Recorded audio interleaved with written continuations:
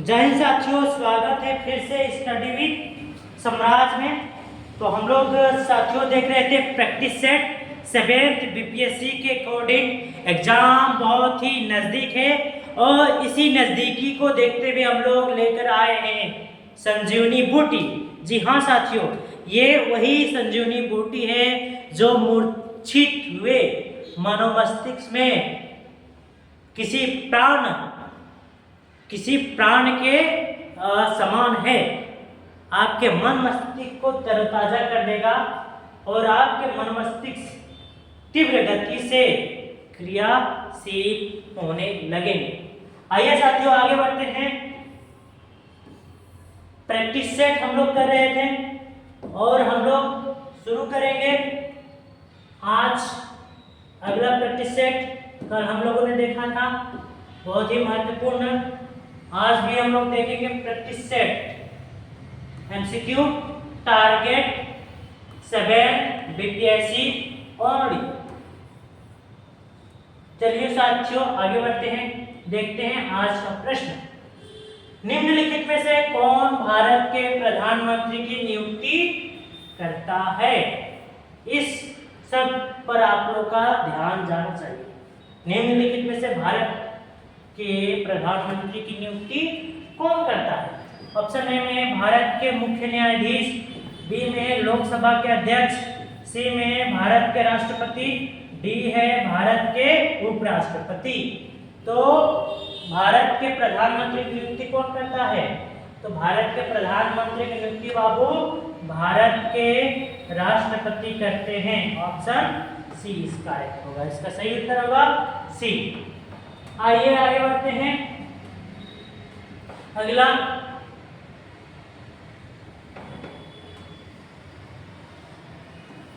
दूसरा प्रश्न है, भारतीय संविधान की प्रस्तावना के बारे में निम्नलिखित में से कौन सा कथन गलत है? कौन सा कथन गलत है? भारतीय संविधान की प्रस्तावना के बारे में निम्नलिखित में से कौन सा कथन गलत है? ऑप्शन ए में है, यह संविधान के उद्देश्यों को बताता है। ठीक है, जी हाँ बताता है। दूसरा देखते हैं बी में क्या है, तो यह कानून की अदालत में लागू करने योग्य है। ऐसा है क्या? तो इसे रखते हैं, नीचे देख लेते हैं क्या कहता है सी। तो यह उस स्रोत को इंगित करता है जहां से संविधान अपना अधिकार प्राप्त करता है। हाँ सही है ये भी, ठीक है, प्राप्त करता है। डी में है, यह भारत को एक संप्रभु समाजवादी धर्मनिरपेक्ष और लोकतांत्रिक गणराज्य घोषित करता है। तो क्या ये सच है? तो यहाँ पूछा क्या है हमसे? पूछा ये कि कौन सा स्टेटमेंट गलत है। तो गलत कौन सा होगा? ऑप्शन बी गलत है और यही हमारा सही उत्तर है। ठीक है साथियों, आइए आगे बढ़ते हैं। अगला देखते हैं तीसरा। और आप लोग अभी तक चैनल को सब्सक्राइब नहीं किए हैं तो कृपया कर लें। तीसरा है, भारतीय संविधान के निम्नलिखित अनुच्छेदों में से कौन सा अस्पृश्यता के उन्मूलन से संबंधित है? अस्पृश्यता के उन्मूलन से संबंधित है पूछा है।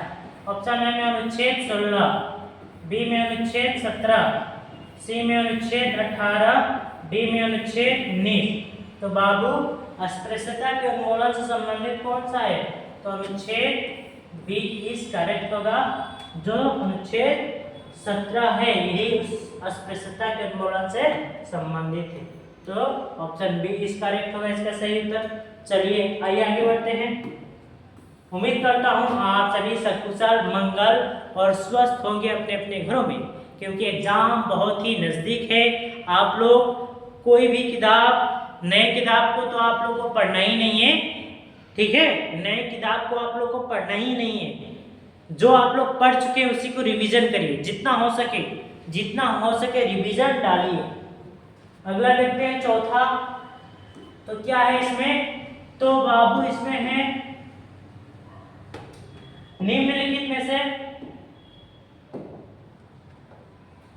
निम्नलिखित में से कौन लोगों के मौलिक अधिकारों का संरक्षक है?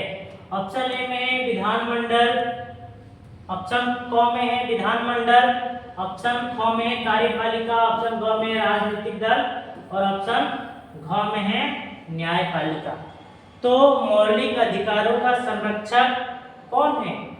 तो है बाबू न्यायपालिका। ख सही होगा इसका ऑप्शन। ठीक है, चौथा प्रश्न हमारा सही होगा जो ऑप्शन में है। आइए आगे बढ़ते हैं आगे, और यहाँ से प्रश्न बनेंगे आप लोगों को। पांचवा को देखते हैं, भारतीय नागरिकों के मौलिक अधिकारों पर प्रतिबंध लगाने की शक्ति किसके पास है? तो ऑप्शन ए में राष्ट्रपति, ख में संसद और ग में दिया गया है सर्वोच्च न्यायालय और घ में है प्रधानमंत्री। तो बाबू संसद के पास क्या है? तो मौलिक अधिकारों पर प्रतिबंध लगाने की शक्ति नहीं है। ऑप्शन दूसरा सही होगा ख। ठीक है, संसद के पास ये शक्तियां हैं। आगे बढ़ते हैं, चलिए।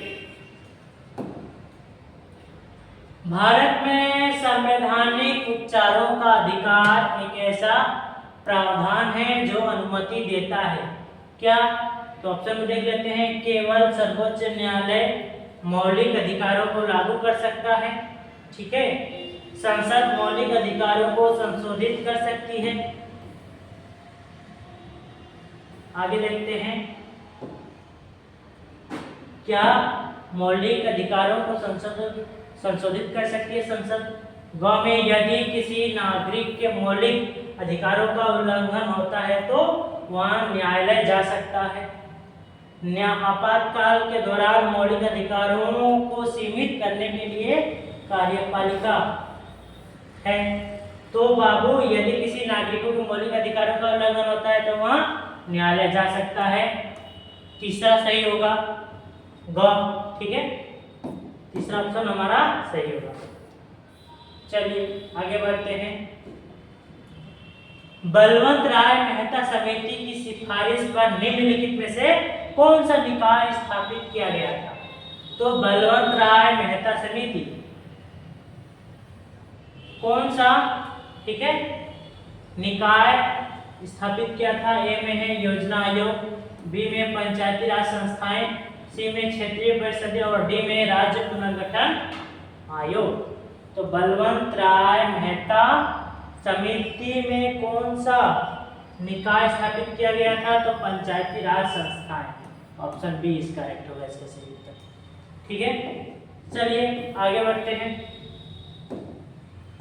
अगला देखते हैं हम लोग आठवां, निम्नलिखित में से कौन सा संशोधन लोकसभा और राज्य विधानसभाओं में अनुसूचित जातियों और अनुसूचित जनजातियों के लिए सीटों के आरक्षण से संबंधित है? तो कौन सा है?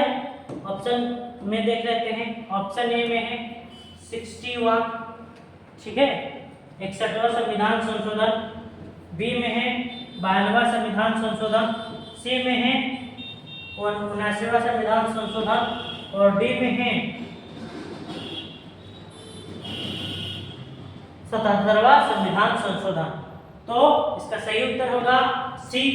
ठीक है, 79वां संविधान संशोधन ये अनुसूचित जातियों और अनुसूचित जनजातियों के लिए सीटों के आरक्षण से संबंधित है। कौन? तो सी, 79वां संविधान संशोधन। इसका सही उत्तर होगा ऑप्शन सी। आइए आगे बढ़ते हैं, निम्नलिखित में से कौन सा रेट किसी उच्च न्यायालय द्वारा किसी निचली अदालत या न्यायाधिकरण को अपने अधिकार क्षेत्र से बाहर जाने से रोकने के लिए जारी किया जाता है? तो ऑप्शन ए में है बंदी प्रत्यक्षीकरण, बी में परमादेश, सी में निषेध और डी में उपयुक्त में से कोई नहीं। तो बंदी प्रत्यक्षीकरण किया जाता है। ऑप्शन ए इस करेक्ट होगा इसका सही उत्तर। ठीक है, और ये न्यायालय द्वारा जारी किया जाता है, रिट इसे बोलते हैं। अगला देखते हैं, भारत का चुनाव आयोग निम्नलिखित में से, ठीक है, निम्नलिखित के लिए चुनाव कराने के लिए जिम्मेदार है। किन किन किसका किसका चुनाव कराती है? तो ऑप्शन ए में है लोकसभा और राज्यसभा का, बी में है राष्ट्रपति और उपराष्ट्रपति का, सी में है राज्यों में पंचायती और नगर पालिकाओं का। तो ये तो नहीं होगा, ठीक है, सी कट गया। तो राज्यसभा और लोकसभा राज्यसभा में कराती है, जी बिल्कुल हाँ। राष्ट्रपति और उपराष्ट्रपति का भी कराती है क्या? तो चुनाव कौन? तो भारत का चुनाव आयोग। तो दोनों का सही होगा, ऑप्शन डी इज करेक्ट होगा, ए और बी दोनों सही है, ठीक है। तो भारत का चुनाव आयोग चुनाव करवाती है लोकसभा राज्यसभा का, राष्ट्रपति और उपराष्ट्रपति। अगला देखते हैं, भारत में राज्यों का पुनर्गठन किस वर्ष हुआ था? तो भारत में राज्यों का पुनर्गठन किस वर्ष पूछा है? तो बाबू 1900 कब? तो 56 में भारत में राज्यों का पुनर्गठन होता है। ऑप्शन ए में देख लेते हैं 1947, बी में 1950, सी में है 1956, डी में 1962। तो 1956 क्या है? तो राज्यों का पुनर्गठन है और इसी वर्ष होता है। तो ऑप्शन सी इज करेक्ट होगा, सही उत्तर। चलिए आइए आगे बढ़ते हैं। राज्यों के पुनर्गठन हेतु गठित राज्य पुनर्गठन आयोग के अध्यक्ष कौन थे उस समय? ऑप्शन ए में बी आर अम्बेडकर, बी ए फजल अली और सी में जवाहरलाल नेहरू, डी ए के एम मुंशी। तो राज्यों के पुनर्गठन हेतु गठित राज्य पुनर्गठन आयोग के अध्यक्ष उस समय कौन थे बाबू? तो फजल अली थे, डॉक्टर फजल अली थे। ऑप्शन बी इज करेक्ट होगा इसका सही। आइए आगे बढ़ते हैं, तीव्र गति से चलते हैं। 13वां देखते हैं, संविधान के अनुसार भारतीय संघ में नए राज्य का गठन कौन कर सकता है? तो संविधान के अनुसार भारतीय राज्यों में नए राज्यों का गठन कौन कर सकता है? किसके पास वो शक्ति प्राप्त है? ऑप्शन में देख लेते हैं क्या क्या है। ऑप्शन ए में प्रधानमंत्री, बी में संसद, सी में राष्ट्रपति और डी में राज्यपाल। तो बाबू केवल और केवल संसद के पास ये शक्ति होती है और इसका वर्णन भाग 1 में, ठीक है। नए राज्यों का गठन कौन कर सकता है? तो भाग 1 के अनुच्छेद 3 से 4 में इसका वर्णन, 3 से लेकर 4 में इसका वर्णन मिलता है और इसका सही उत्तर होगा ऑप्शन बी इज करेक्ट। संसद के पास संसद कर सकता है नए राज्यों का गठन।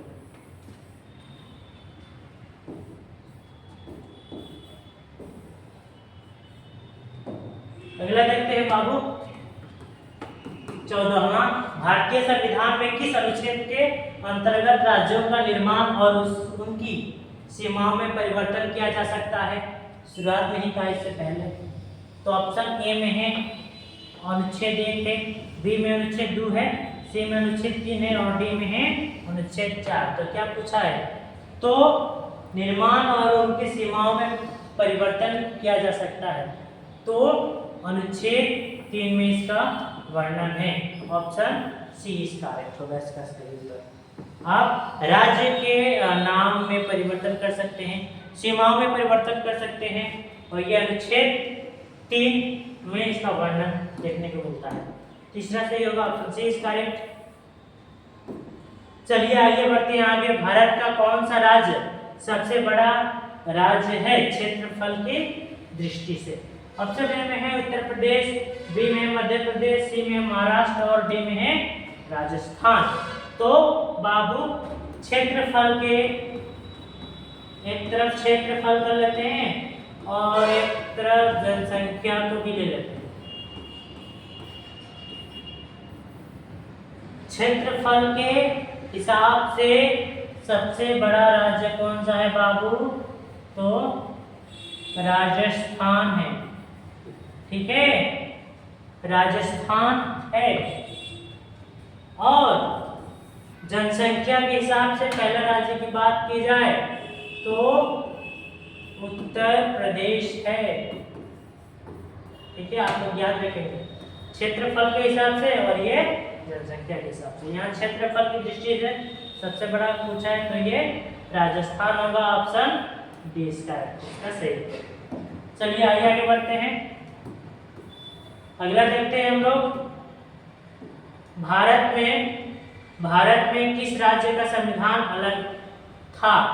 भारत में किस राज्य का संविधान अलग था पूछा है। यानी कि ये भारत है ना, ये भारत है।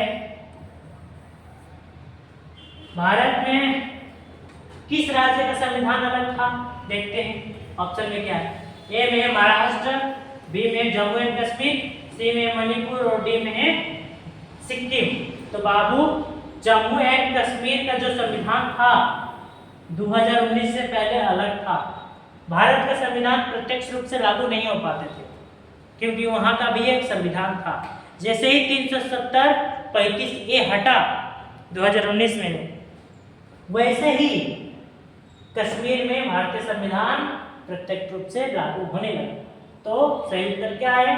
Option B, Jammu and Kashmir में, ठीक है, जो संविधान था वो अलग था 2019 से पहले, अब नहीं, क्योंकि 370(35)A को खत्म कर दिया गया है। चलिए बी इस कार्य इसका सही उत्तर। कोई क्वेरी, कोई डाउट हो तो आप लोग अवश्य बताएं। और हाँ, अभी तक आप लोग चैनल को सब्सक्राइब नहीं किए हैं तो कृपया कर लें। चलिए आइए आगे बढ़ते हैं, अगला देखते हैं। किस संविधान संशोधन के माध्यम से सिक्किम को भारत का पूर्ण राज्य बनाया गया था? पूछा गया कि संविधान संशोधन के माध्यम से सिक्किम को भारत का पूर्ण राज्य बनाया गया था। ऑप्शन ए में है 31वां संविधान संशोधन, बी में है 35वां संविधान संशोधन, सी में है 36वां संविधान संशोधन, डी में 42वां संविधान संशोधन। तो बाबू 36वां संविधान संशोधन के तहत क्या किया गया था? तो सिक्किम को भारत का पूर्ण राज्य का दर्जा दिया गया था। 1976 में ये हुआ था।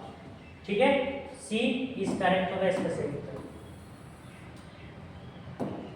आगे देखते हैं, भारत का संविधान कौन सा हिस्सा भारतीय राज्यों और संघीय ढांचे से संबंधित है?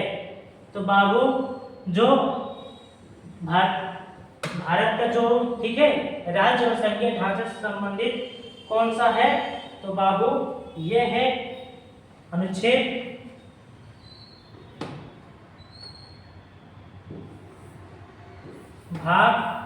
9 क्या है?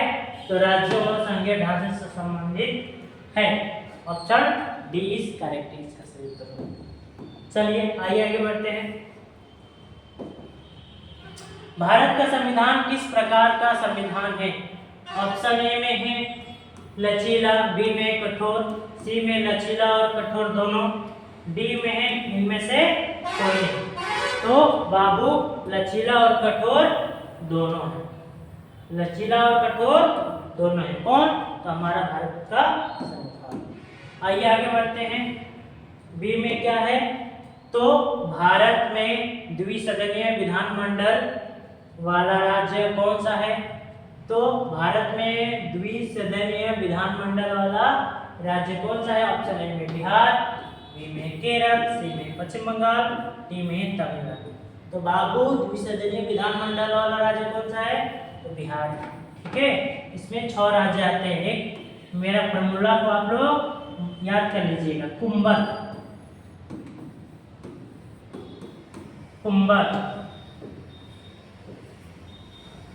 के से, हाँ, के से कर्नाटक, ठीक है, यू से यूपी, एम से महाराष्ट्र, बी से बिहार, ए से आंध्र प्रदेश, टी से तेलंगाना। ठीक है, इसमें क्या है तो द्विसदनीय विधानमंडल वाला ये 6 राज्य है, इसमें कुल 6 आते हैं और इसमें से एक प्रमुख बिहार है। ऑप्शन पहला इसका सही होगा। तो साथियों यहाँ तक हम लोगों ने देखा प्रैक्टिस सेट, और आप लोग प्रैक्टिस सेट लगाते चले क्योंकि प्रैक्टिस सेट का योगदान बीपीएससी के एग्जाम में अब बढ़ चुका है। तो आज के लिए कहते हैं अलविदा, बहुत बहुत धन्यवाद, और आप लोग प्रैक्टिस करते जाएं, आगे बढ़ते जाएं। जय हिंद, जय भारत।